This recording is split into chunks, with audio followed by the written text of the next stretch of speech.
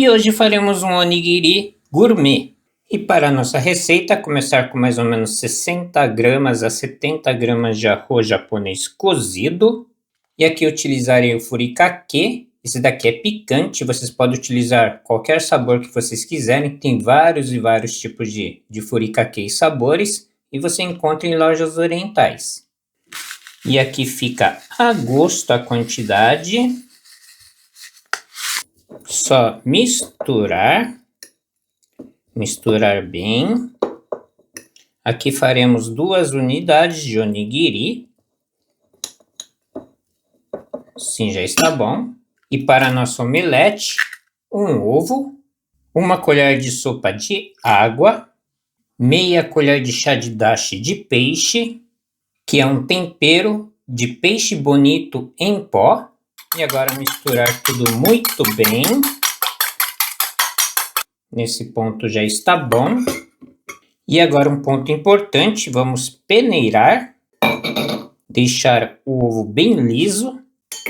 Assim. Um pouco de óleo na nossa panela de tamagoyaki. Espalhar bem o óleo. Tirar o excesso. Só o excesso mesmo. Espalhando.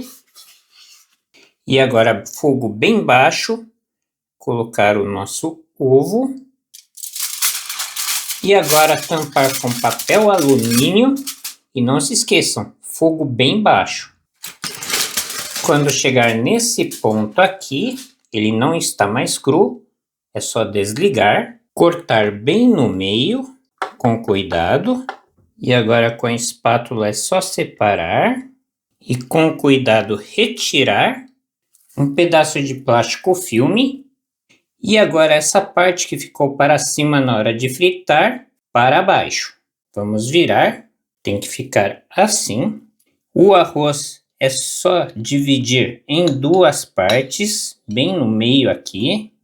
Com a mão um pouquinho molhada com água. Vamos pegar a metade. É só ir moldando.